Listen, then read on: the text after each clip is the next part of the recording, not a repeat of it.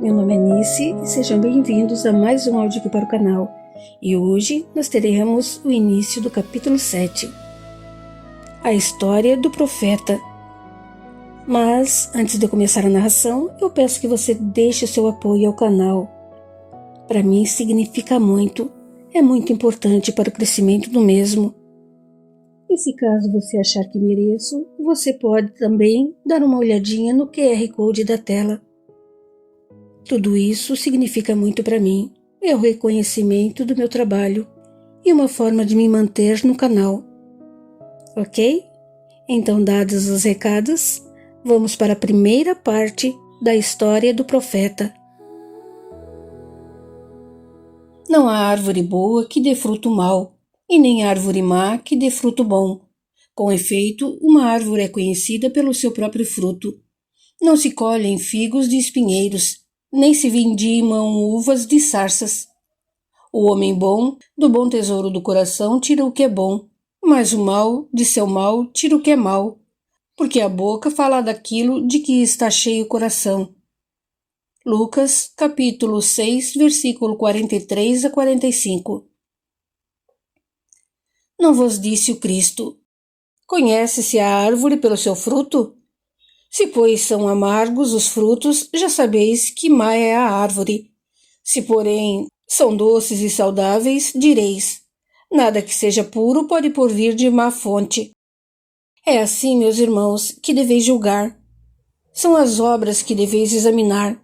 Se os que se dizem investidos de poder divino revelam sinais de uma missão de natureza, que se dizem investidos de poder divino, revelam sinais de uma missão de natureza elevada, isto é, se possuem no mais alto grau as virtudes cristãs e eternas, a caridade, o amor, a indulgência, a bondade que concilia os corações, se em apoio das palavras apresentam os atos, podeis então dizer: estes são realmente enviados de Deus.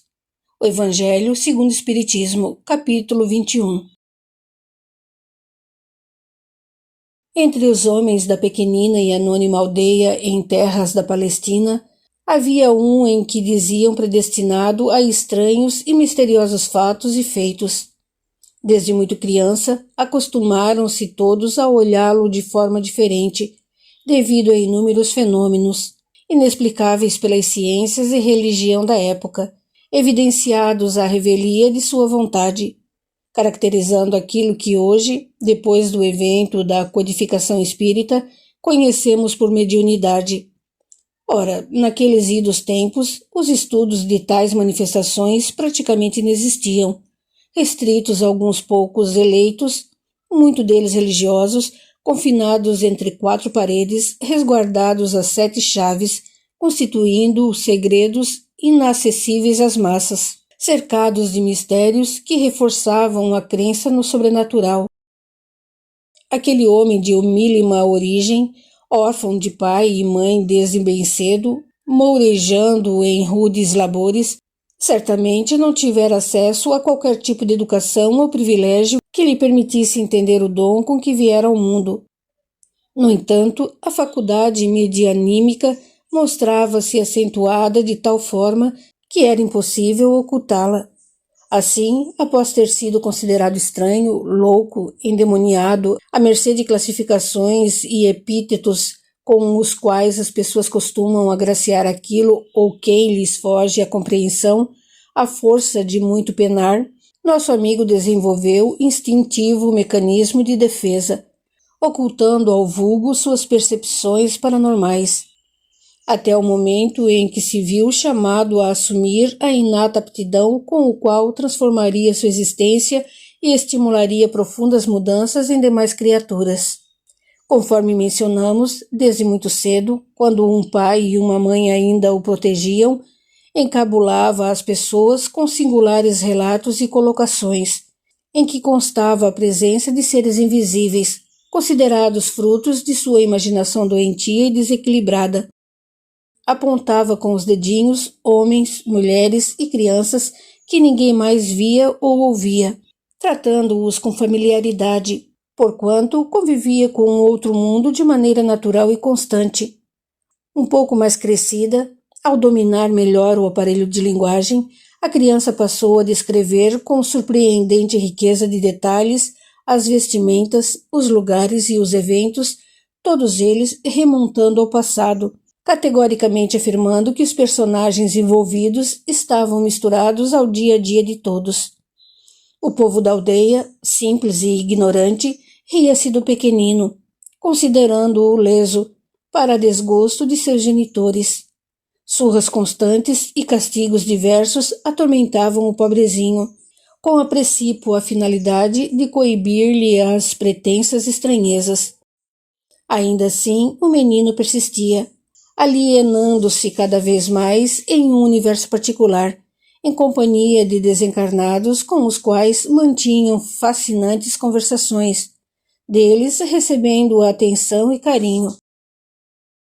Aos 12 anos, vitimados por fulminante e insidiosa febre, faleceram-lhe os pais, ficando destituído de quaisquer bens, só, sem amparo de parentes ou amigos, pois a ninguém interessava assumir o estranho e magrelo adolescente, eternamente alheio à realidade. Restaram-lhe o trabalho duro, a assunção de precoces responsabilidades de sobrevivência e a solidão afetiva. Um vizinho, criatura de posses e detentor de irracível gênio, calculando um braço a mais na lide do campo, levou consigo, destinando-lhe a guiça de lar. Apertado espaço em abarrotado celeiro, pesados labores, irrisória paga, nenhuma instrução e pungente isolamento aguardavam-no naquela fazenda. 10 anos decorreram. Se os falecidos pais cerceavam-lhe o incompreendido dom, o novo patrão atingiu as raias do absurdo, infligindo ao pobre dolorosas punições, pretendendo que se dedicasse tão somente ao trabalho excessivo e estafante, praticamente escravo. À custa de muito sofrer, aprendeu a calar, guardando para si as imagens, sons, vozes, cores e demais manifestações paranormais que lhe povoavam o universo existencial. Quis o destino ou acaso, como costumais designá-lo, que triste fato deitasse por terra os esforços do rústico e cruel patrão em sufocar os dons mediúnicos do submisso empregado. Extremamente exigente no que se referia a trabalho e dinheiro, insensível em relação às pessoas, cego às dores e necessidades do próximo, tinha ele, no entanto, um ponto fraco: a única filha. Excessivamente mimada, a mocinha mantinha todos da casa sob seu poder, exigindo e ordenando com a certeza de que sempre seria atendida. Lindíssima, vaidosa ao extremo, voluntariosa, transformava a existência dos servos em um inferno, nunca se satisfazendo com nada. Não obstante, a prodigalidade paterna e a omissão da mãe, criatura completamente eclipsada pela figura dominadora do esposo. Ao tentar educar a filha, a jovem esposa esbarrara com a ríspida intransigência do marido, completamente fascinado pela criança, nada lhe negando ou coibindo, acabando por assumir a insignificância da mulher tão apregoada pelo companheiro. Desinteressava-se a menina dos afazeres domésticos. Aborreciam-lhe os bordados e a tapeçaria. Os instrumentos musicais entediavam-na. Era uma época em que os estudos não alcançavam a maioria dos homens, principalmente os que se dedicavam às lides do campo. Colocou a moça na linda cabecinha que deveria estudar, aprender a ler e escrever, e tudo o mais que caracterizava uma esmerada educação. O indignado pai negou-se àquilo, considerando tudo uma cara e desnecessária besteira. Gritou, ameaçou, tergiversou, mas diante do rio de lágrimas que descia dos negros olhos e dos sentidos soluços, capitulou, acedendo ao insólito desejo da bela tirana, passando a procurar adequado professor. Na aldeia, nem pensar, todos iletrados. Rebuscou nos vilarejos vizinhos, ele mesmo empreendendo cansativas e desanimadoras viagens, até que lhe indicaram finalmente um jovem novo naquelas bandas. recém-chegado de Jerusalém, onde desempenhara funções de preceptor junto à abastada família romana. Serviria. Ademais, conhecendo muito bem a inconstância da filha, previa pouca duração para o capricho. Observou o candidato mais atentamente, com desagrado constatando: jovem demais, bonita estampa, boas falas, cativante sorriso. Que fazer? Arriscar-se-ia colocando a preciosa e bela filha nas mãos do moço? Em vão procurou outra pessoa, menos atraente e mais velha, acabando forçado a contratar o jovem por módico estipêndio, com direito à moradia e alimentação. Daria um jeito de vigiá-lo 24 horas por dia, e ai dele se deitasse olhos na direção de sua filha. Resolvido o impasse, acreditou estar em paz. Ledo engano. Iniciavam-se os verdadeiros problemas, que lhe garantiram brancos cabelos e amargas lágrimas. Se fosse menos confiante em seu poder de controle e melhor observador, perceberia que a atração entre os jovens seria natural e inevitável, tratando de andar um pouco mais, buscando alguém mais adequado a seus propósitos, a menos que se propusesse aceitar o provável envolvimento amoroso. As aulas sucediam-se, conhecendo a passividade da esposa, uma verdadeira mosca morta, como costumava dizer, tratou de instalar na sala de estudos um discreto e atento vigia, verdadeiro Cérbero a zelar pela honra da filha, a bela Marta. Entre os cogitados, selecionou o órfão que transformara em obediente escravo, determinando que se assentasse em um canto e não desgrudassem os olhos dos jovens. Para não perder tempo, deveria levar vime e tecer cestos, mas sempre atento. No princípio, o rapaz aborreceu-se, preferindo a amplidão ensolarada dos campos à singlória e aborrecida tarefa de espionar a jovem ama. Com o correr do tempo, no entanto, interessou-se pelos estudos das aulas, mergulhando no fascinante mundo do conhecimento, enquanto os ágeis dedos trançavam os balaios para a colheita próxima. Inteligência brilhante, às vezes sentia ganas de levantar e expor ideias, principalmente quando a jovenzinha mostrava indiferença pela lição, olhos fixos no belo professor, sedutor sorriso a insinuar promessas. Quanto ao moço, o olhar sério do alto e musculoso serviçal desencorajava qualquer atitude menos reservada, forçando-o a cumprir rigorosamente suas funções. Vontade sua era deter-se menos nos estudos e mais na linda e interessante figura feminina a seu lado. Os provocantes olhares dela corroboravam a reciprocidade de interesses, mas o servo vigiava sempre, atento e calado. Desconhecia o professor que o guardião assimilava muito bem do ensinado do que a indolente jovem, não perdendo um detalhe sequer das aulas, ansiando por mais, registrando tudo em sua privilegiada memória, com a estranha impressão de que estava revendo algo há muito aprendido. Os meses decorriam. As perguntas do pai, decepcionado e intrigado, com a perseverança nada habitual da filha, esta respondia: aprendo sempre, paizinho. Serei culta e preparada para a vida. Não te constrangerás de ser eu uma mulher, a herdeira de teu patrimônio. Quero que tenhas orgulho de mim. O pai aquietava-se, pois um de seus receios era justamente o de colocar suas riquezas nas mãos de algum incompetente que acabasse com tudo em estroinices. Conhecendo o gênio forte da filha, ponderava que, devidamente estudada, dominaria um futuro esposo, obrigando-o a acatar-lhe as ordens. Ótimo. Mas conformado, resmungava: por que Deus não me concedeu o filho homem? Seria muito mais fácil e menos preocupante. As meninas dão muito trabalho. Enquanto assim refletia o fazendeiro, forte paixão dominava os dois jovens. O único empecilho a maiores manifestações constituía o servo. Certa manhã, o professor finalmente notou o interesse do rapaz pelas aulas, indagando se gostaria de participar das lições. estendendo-lhe estilete e pergaminho para a escrita. Para a surpresa dos apaixonados, o jovem Saul traçou palavras inteligíveis, com caligrafia agradável e clara. Onde aprendeste? Olhando e observando com cuidado. Além do mais, não me parece tão difícil.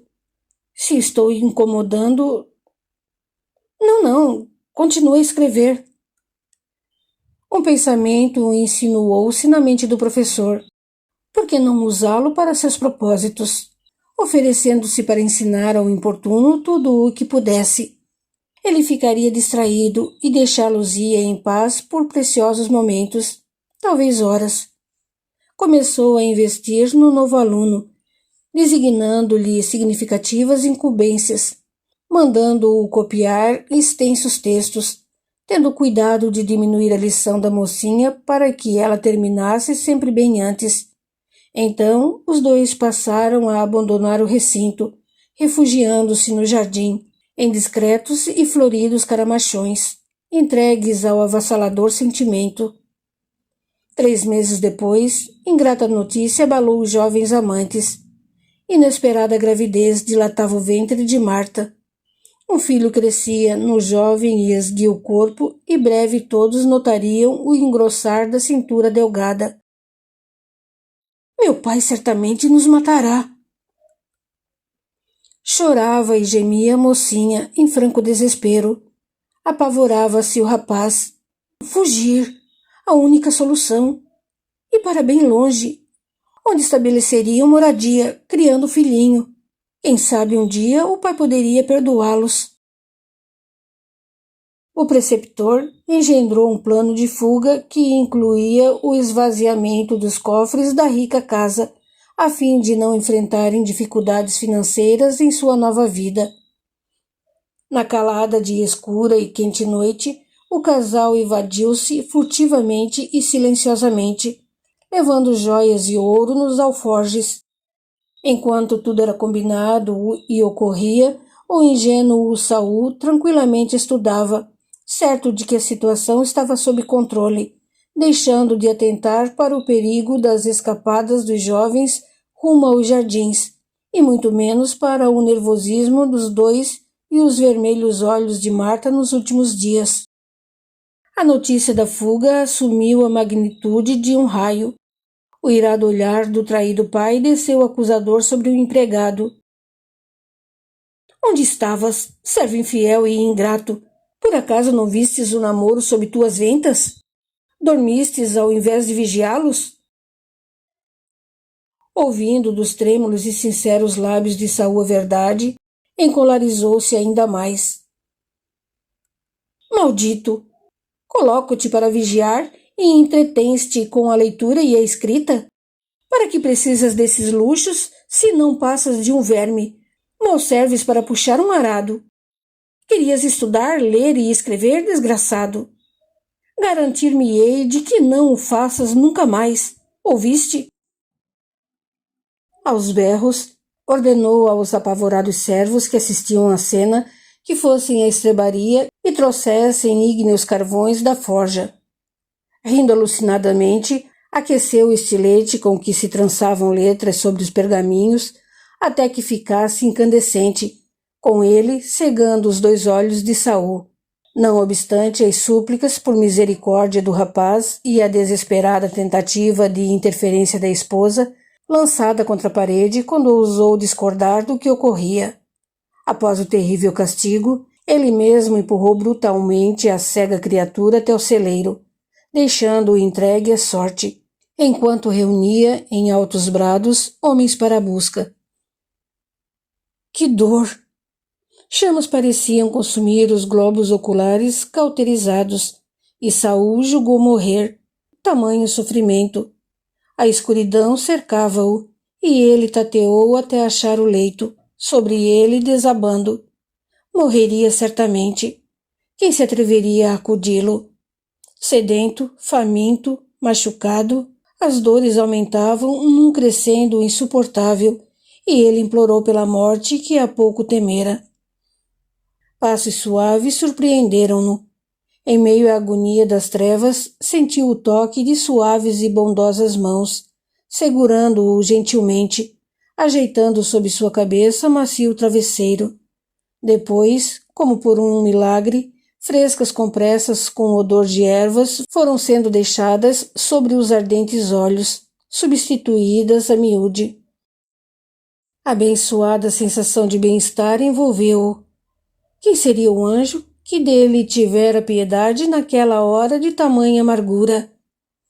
Levantou a destra trêmula e tateante, prendendo a delicada mão, puxando-a para os lábios, beijando-a respeitosamente, murmurando palavras de agradecimento. Doce e mansa voz tranquilizou-o. Tudo vai ficar bem, meu filho.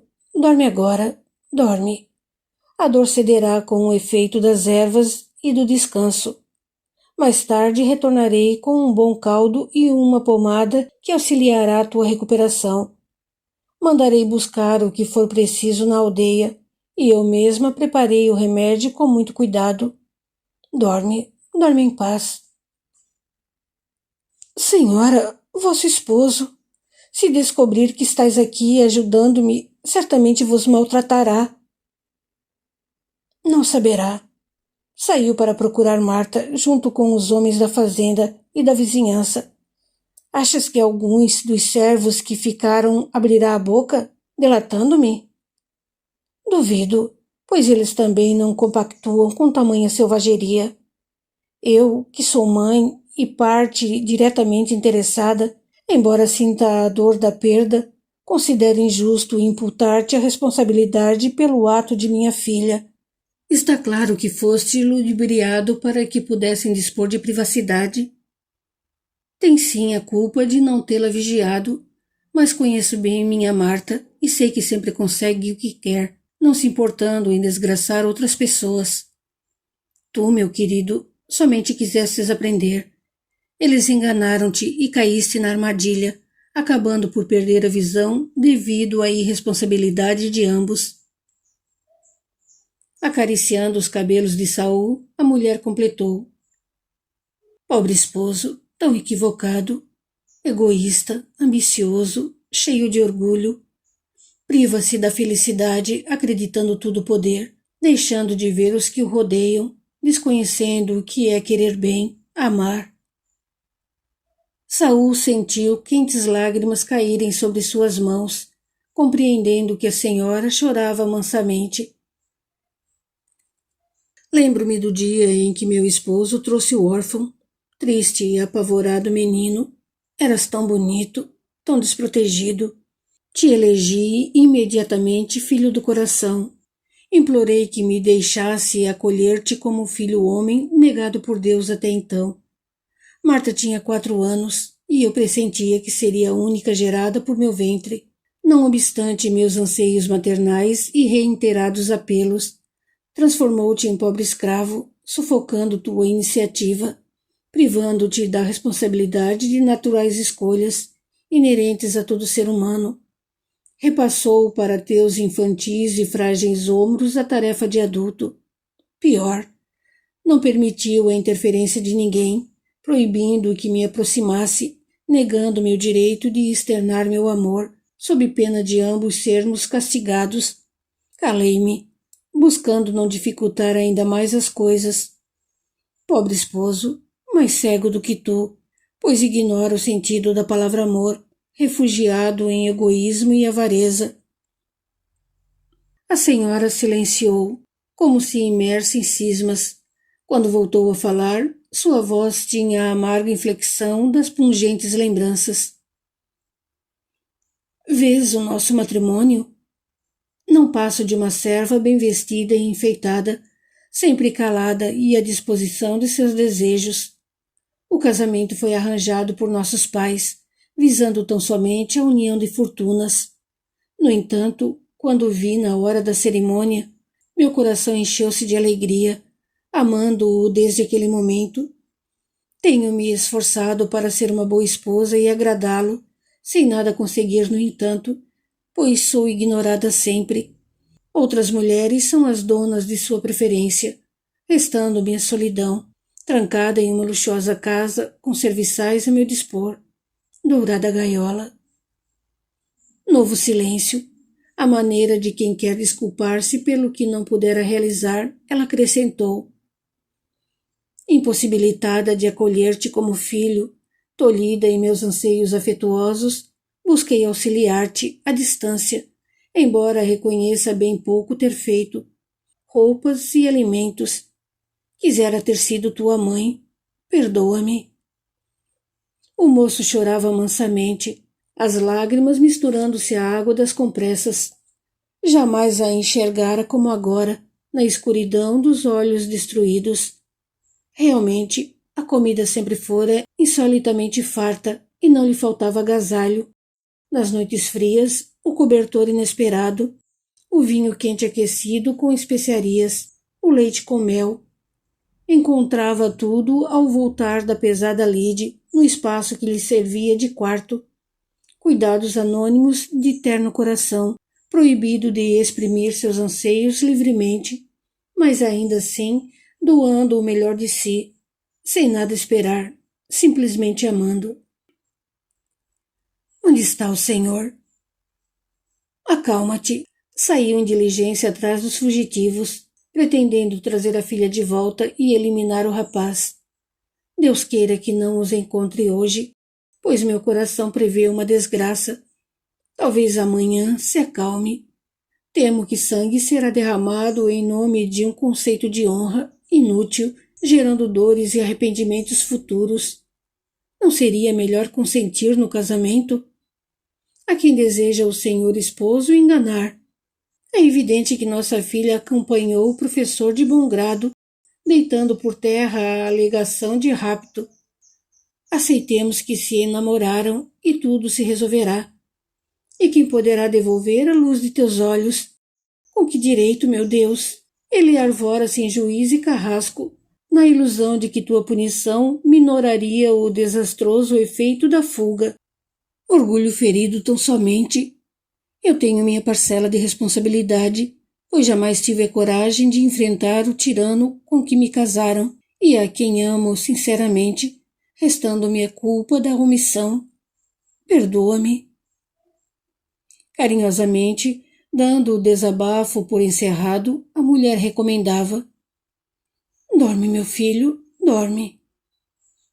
Saul ouviu os passos leves afastando-se e a porta do celeiro sendo fechada. Negra escuridão continuava a envolvê-lo e estranho torpor, que ele atribuiu ao efeito calmante das ervas sobre seus olhos, mergulhou-o em benfazejo sono.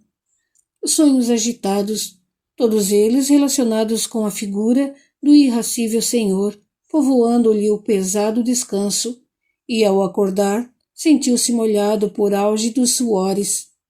Desejou um banho revigorante nas límpidas e refrescantes águas do riacho. Como chegaria até lá? Desespero e angústia invadiram-no.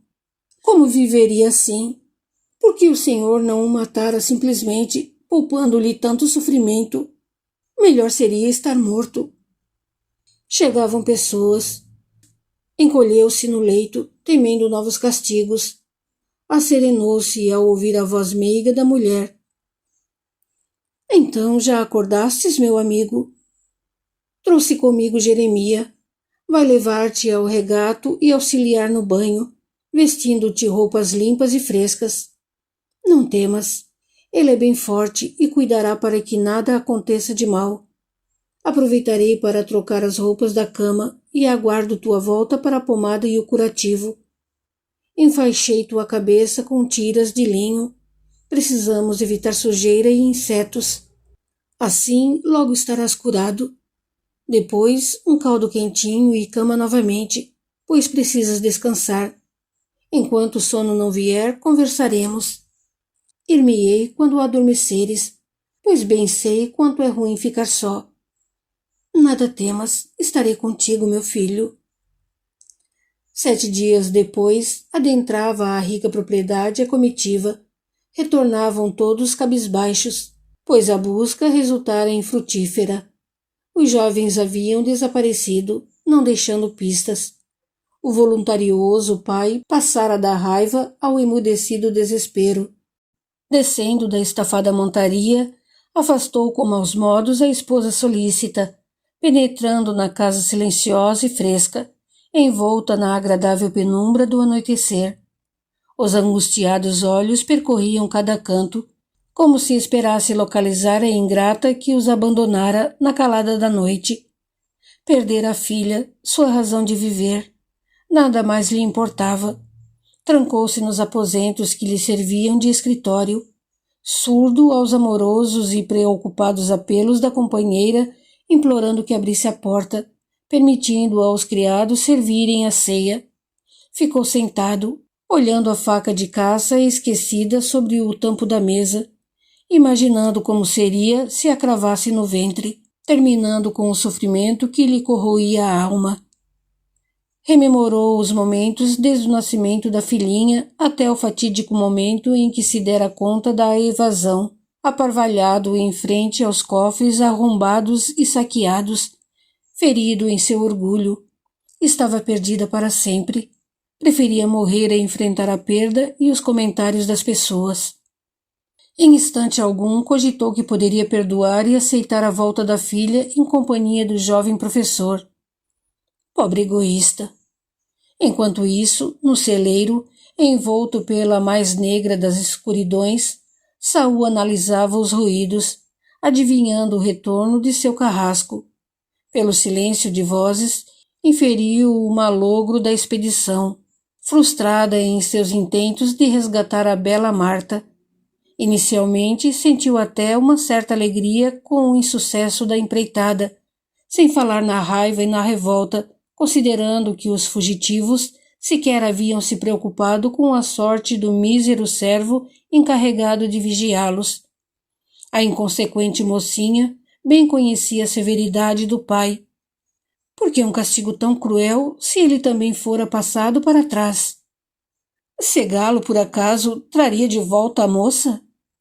Compreendia que muito mais do que a dor da ausência da filha querida, o orgulhoso desmedido, duramente afrontado pelas ações dos amantes, vergastava o rico senhor, profundamente magoado com o que lhe ocorrera. Saul murmurava: está preocupado com o que os outros dirão. Jamais pensou em meu sofrimento ou no da esposa. Que padeça, pois, com o desaparecimento da filha. Então, a cena delineou-se com nitidez em sua mente. Viu o homem sentado, a faca nas mãos, o desespero no coração, o gesto translocado a consumar-lhe dali a instantes. Como que por milagre, a ira foi-se, substituída por compaixão e vontade de ajudar. Penetrou na dor daquele pai, sentindo a mesma angústia, a mesma desesperança. Soergueu-se do leito, tateando o caminho, conseguindo chegar até a porta que às pressas abriu, clamando pelo servo. Jeremia! Jeremia! Acudindo o cego, o rapaz tratou de calar-lhe a voz. Estás louco, infeliz? Matas-te e fazes-nos matar. Que queres? Do jeito que o senhor entrou na casa, corremos sérios riscos. Melhor te esconderes bem, pois as coisas não seguiram o rumo almejado por nosso amo.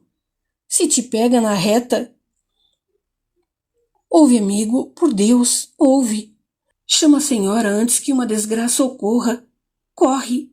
Dize a ela que vá até a sala onde o amo se trancou e transmita, sem demora, que eu sei onde a filha dele está escondida. Corre, corre, pois nosso amo vai se matar.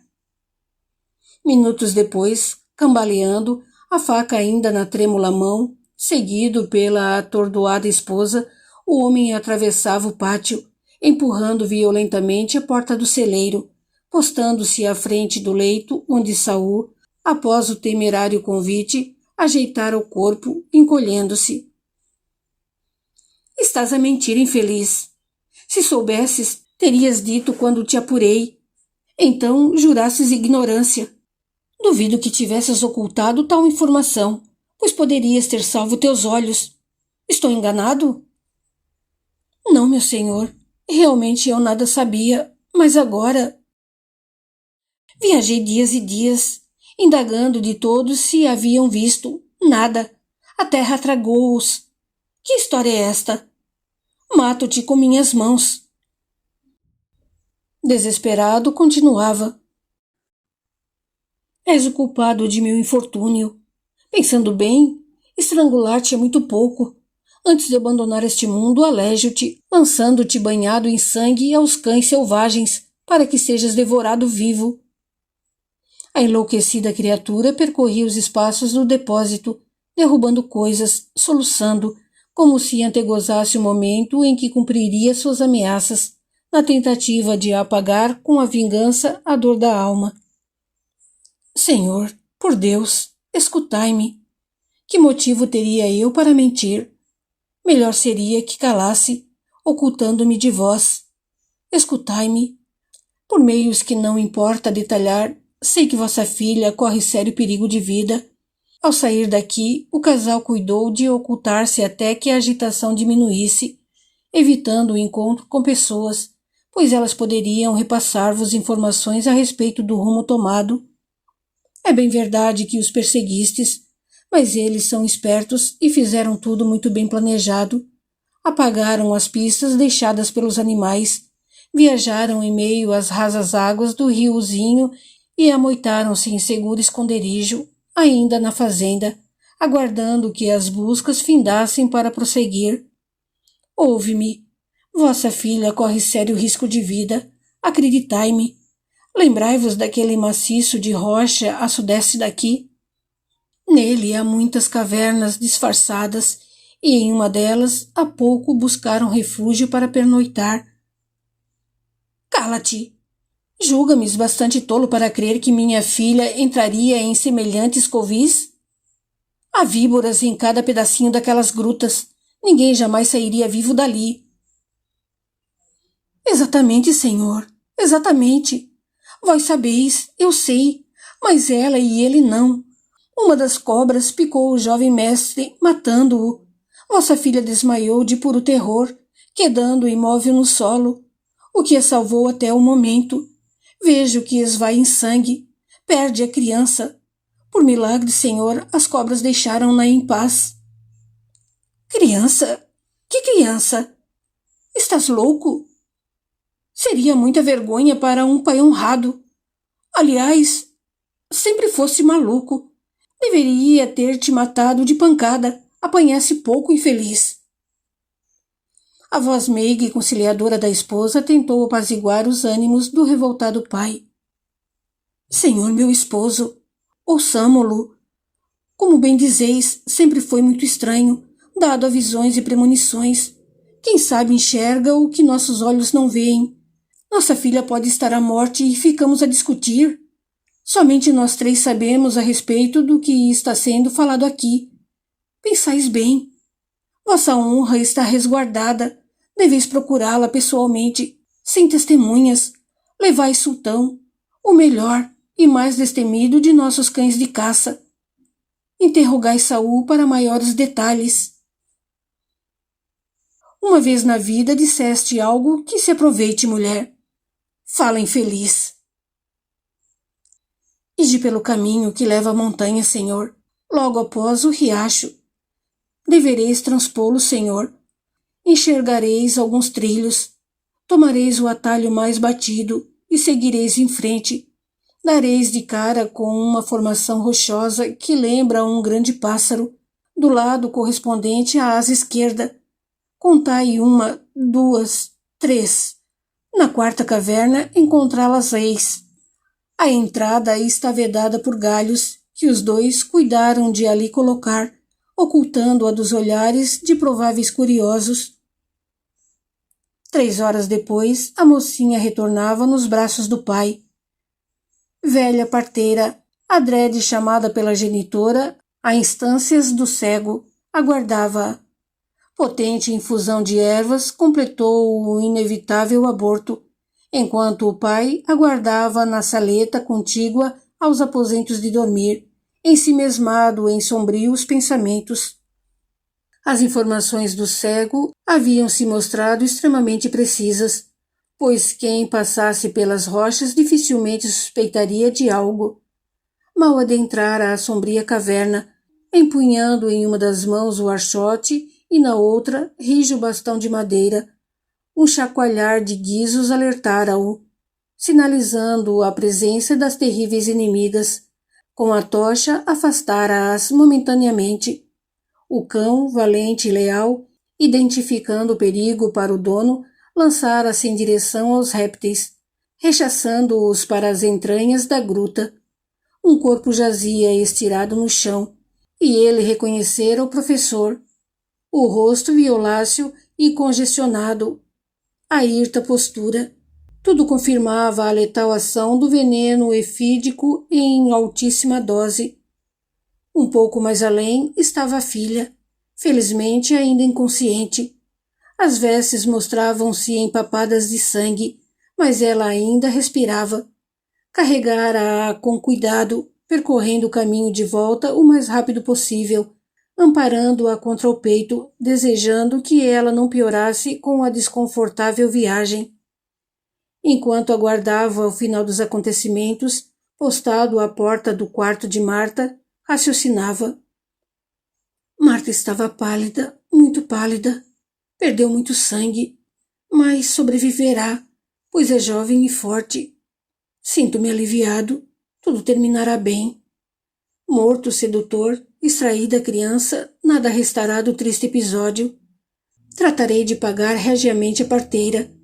Isso. Pessoalmente a alertarei sobre o perigo de dar com a língua nos dentes. Se ignorar o aviso, nada mais fácil do que eliminá-la. Suspirou, olhando apreensivo para os lados do dormitório. Estavam demorando. Irritado, continuou um interrompido raciocínio. Minha esposa não constitui perigo, mas o cego odeia-me, certamente, pelo justo castigo que lhe infligi. Melhor matá-lo. Evitarei problemas futuros. Meneando a cabeça, monologava. Estranhas são as criaturas. Erram e não aceitam a punição.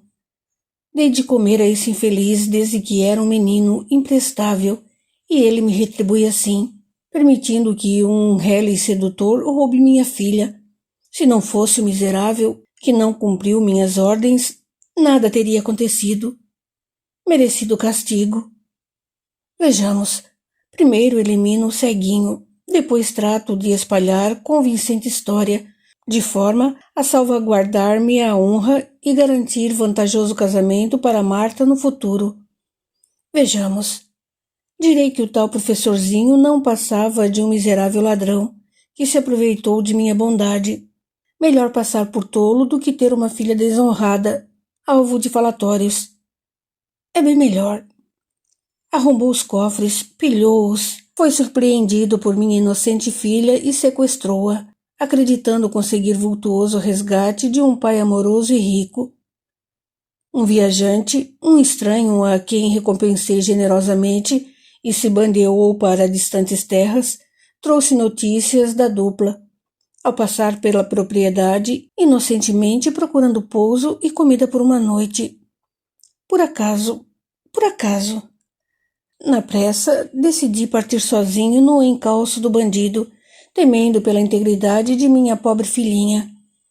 Matei o infame e trouxe-a de volta sã e salva. Exultante com sua sagacidade, devido ao adiantado da hora, decidiu deixar para o dia seguinte a morte do cego, optando por agir ele mesmo, evitando o concurso de outras pessoas no constrangedor episódio. No próximo áudio, teremos a segunda parte da história do profeta. Até lá!